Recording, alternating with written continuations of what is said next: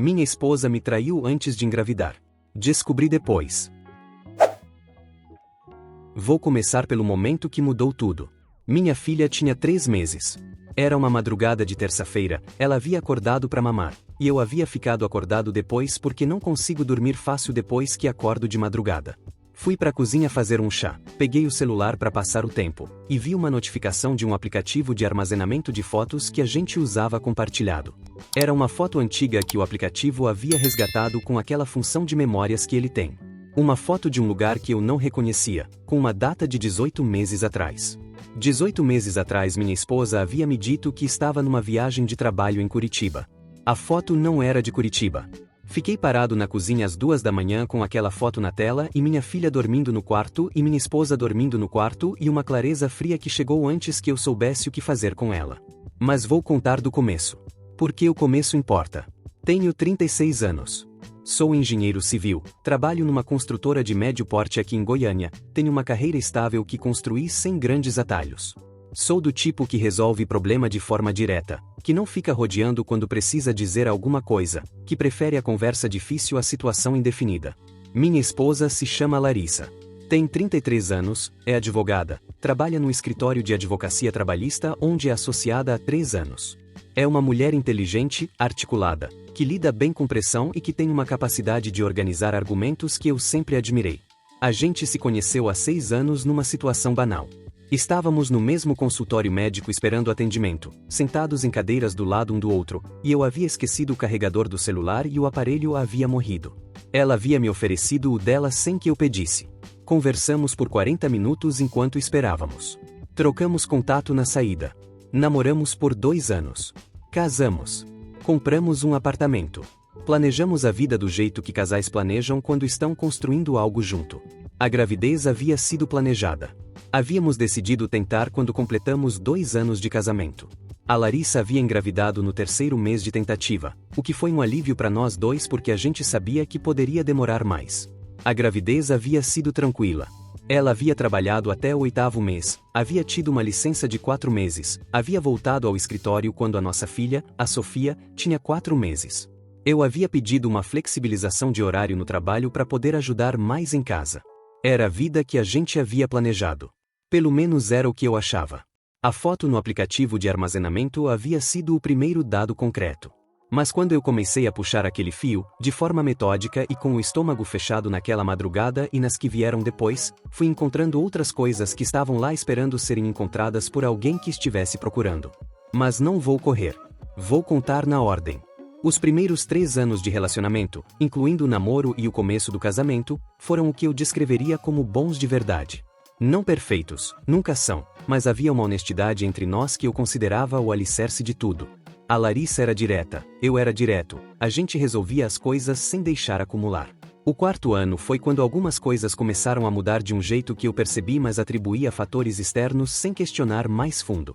A Larissa havia virado associada no escritório. Era uma promoção importante que havia vindo com um aumento de responsabilidade significativo. Mais clientes, mais processos, mais viagens a trabalho para audiências em outras cidades. Eu havia apoiado completamente. Era uma conquista que ela havia trabalhado para ter e que eu sabia que era importante para ela. E as viagens haviam começado. Não de forma absurda. Uma vez por mês, às vezes 2, sempre com destinos que faziam sentido dentro do contexto do trabalho dela. Curitiba, Brasília, São Paulo, dependendo de onde estavam os clientes e os tribunais.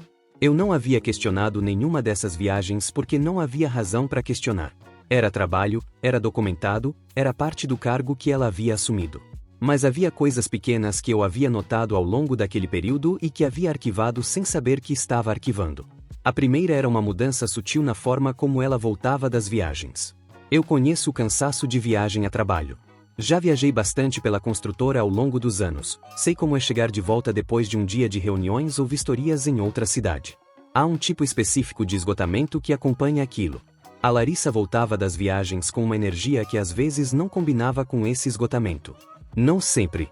Mas em algumas viagens específicas havia uma leveza que eu havia notado e que havia descartado como alívio de ter terminado o compromisso e estar voltando para casa.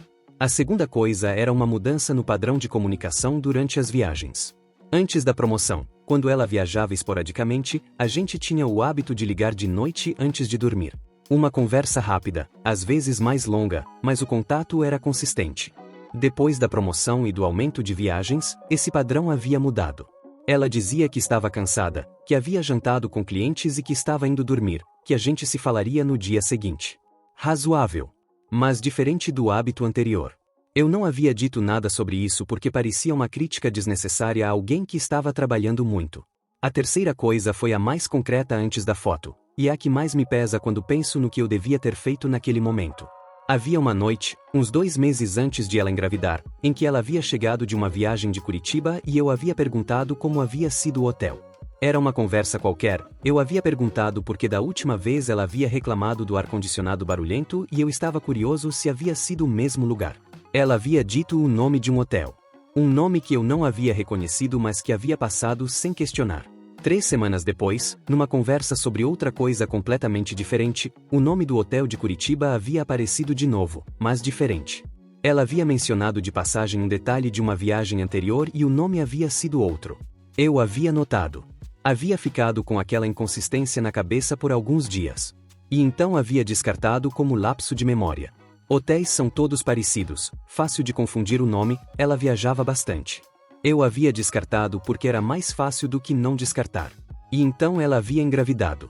E aquela inconsistência havia ficado arquivada num lugar da memória que eu não havia acessado por 18 meses.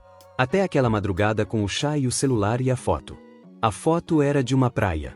Uma praia específica que eu reconheci depois de alguns segundos como sendo do litoral de Santa Catarina, não de Curitiba onde ela havia dito que estava. Era uma foto tirada de um deck de madeira, com o mar ao fundo, com uma luz de fim de tarde que era bonita do jeito que fotos de viagem costumam ser bonitas. A Larissa não aparecia na foto. Era só a paisagem. Mas a data era inequívoca. E a localização que o aplicativo havia registrado automaticamente, porque ela nunca havia desativado essa função, era de um município do litoral catarinense. Fiquei olhando para essa informação por um tempo. Depois fui olhar o restante das fotos daquele período no aplicativo.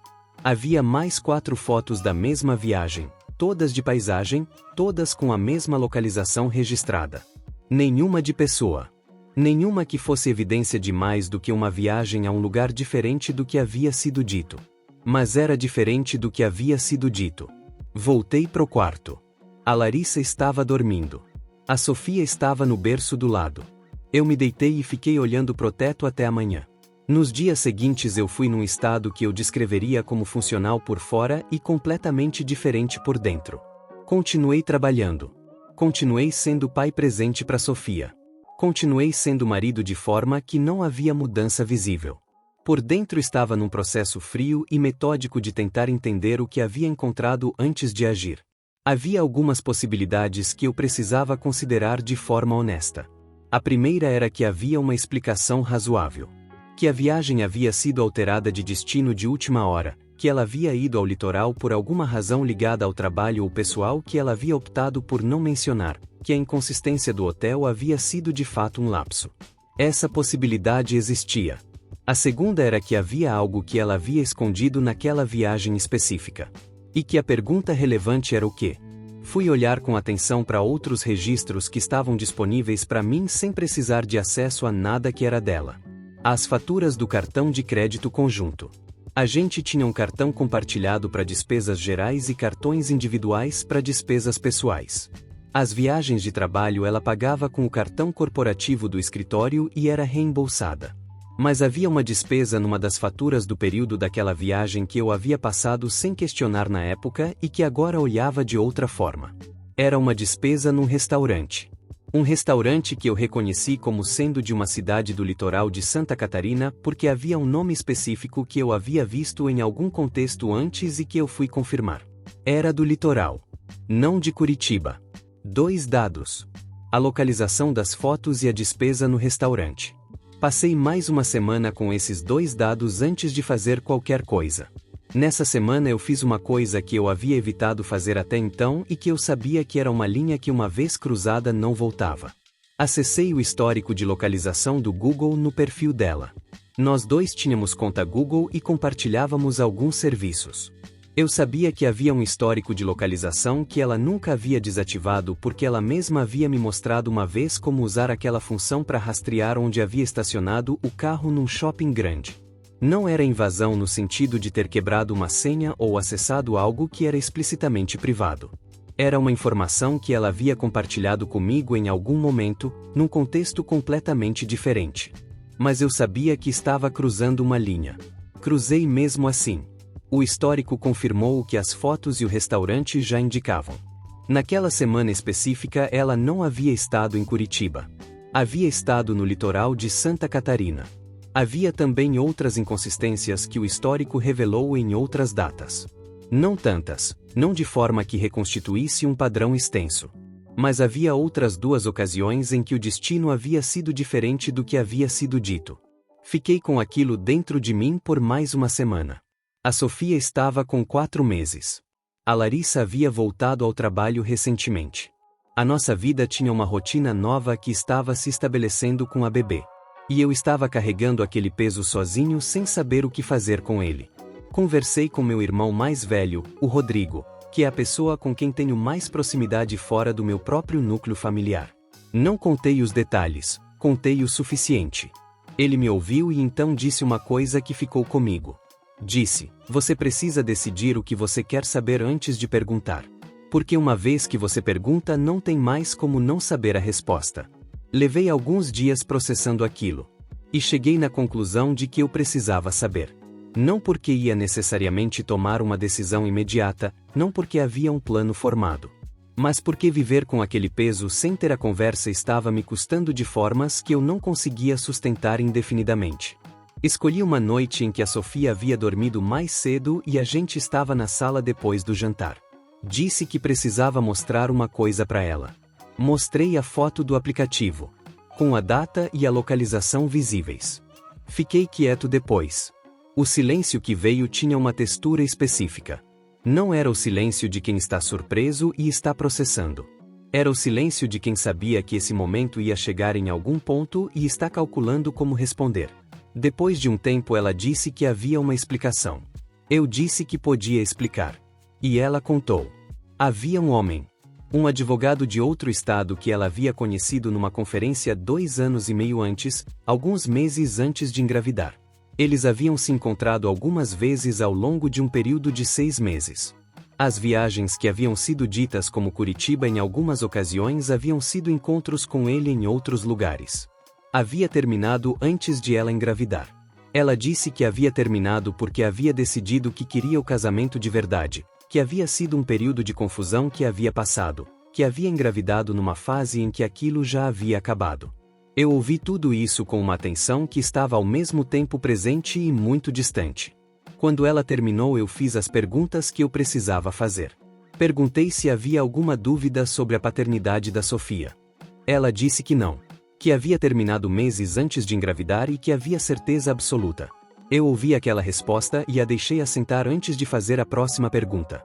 Perguntei por que havia terminado de verdade. Não a versão que ela havia acabado de me dar, a versão real. Ela ficou em silêncio por um momento.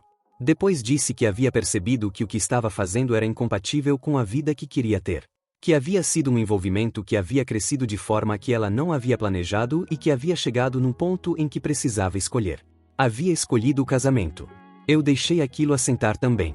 E então disse uma coisa que havia chegado naquelas semanas de processar sozinho.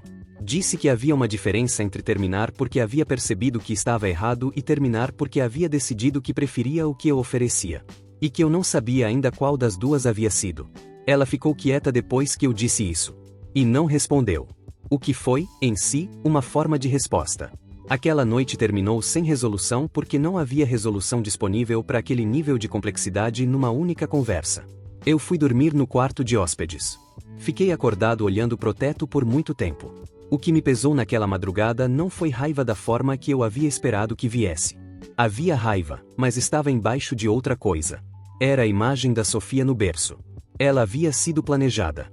Havia sido uma decisão que os dois havíamos tomado juntos, no momento em que eu acreditava que estávamos construindo algo junto de verdade. E havia sido concebida depois que aquele envolvimento havia terminado, o que ela havia confirmado e que eu havia como verificar se precisasse. Mas havia sido planejada e concebida por uma pessoa que havia carregado aquele segredo, que havia olhado para mim durante os meses da gravidez sabendo o que eu não sabia, que havia deixado eu celebrar cada ultrassom e cada chute e cada preparativo de quarto sabendo o que eu não sabia. Essa parte era o que eu não sabia como processar. Nos dias e semanas seguintes a gente ficou num estado que era de convivência mas não de casamento normal. Ela continuava em casa porque a Sofia precisava dos dois presentes e porque nenhum de nós dois havia tomado uma decisão definitiva ainda. Ela queria conversar, queria explicar mais, queria ir para terapia de casal. Eu ouvia quando estava pronto, que nem sempre era quando ela queria. Fomos para terapia. 3 meses de sessões que foram úteis de formas específicas e insuficientes de outras. O que as sessões me ajudaram a entender foi o seguinte. Havia uma diferença entre o que havia acontecido e o que eu conseguia viver com daqui para frente. E essas duas coisas não eram necessariamente a mesma. O que havia acontecido era uma traição que havia durado 6 meses, com encontros planejados, com mentiras construídas com cuidado, com uma continuação da nossa vida normal em paralelo com aquilo. Havia sido encerrado antes da gravidez, o que eu havia verificado de formas que me davam confiança razoável na resposta. O que eu conseguia viver com era uma pergunta diferente. E a resposta que fui chegando ao longo desses meses era complicada de uma forma que eu não havia esperado. Havia uma parte de mim que ainda amava. 6 anos de história não desaparecem de uma vez. Havia uma parceria real que havia existido antes daquilo. Havia também a Sofia, que precisava dos dois pais, que estava crescendo numa casa que ainda era uma família por enquanto. E havia a questão que eu não conseguia resolver completamente. O que aquilo havia revelado sobre como ela tomava decisões em situações onde o que ela queria entrava em conflito com o que havia prometido. Não era uma pergunta com resposta fácil. Ainda estamos juntos. Sei que isso vai surpreender algumas pessoas que estão lendo isso esperando um desfecho diferente. Não estamos juntos da mesma forma que antes. Estamos num processo, com terapia, com conversas que não havíamos tido antes sobre coisas que vão fundo no que cada um é e no que cada um traz para um relacionamento. Não sei onde isso vai chegar. Seria mentira dizer que sei. Há dias em que olho para Larissa e vejo a pessoa com quem quero continuar construindo. E há dias em que aquelas fotos do litoral voltam e eu fico com aquele peso que ainda não passou completamente. A Sofia tem 8 meses agora. Ela não sabe de nada. Está crescendo com os dois pais presentes e é o que ela precisa ser por enquanto. O que eu sei com certeza é o seguinte. Eu não vou viver fingindo que aquilo não aconteceu. Não estou fazendo isso. A terapia existe exatamente para que eu não precise fingir. E não vou tomar uma decisão definitiva no meio do processo só porque parece que é o que as pessoas esperam que eu faça. Cada situação tem o seu peso específico e o seu tempo específico. Nossa! A Sofia está acordando. E é isso por enquanto.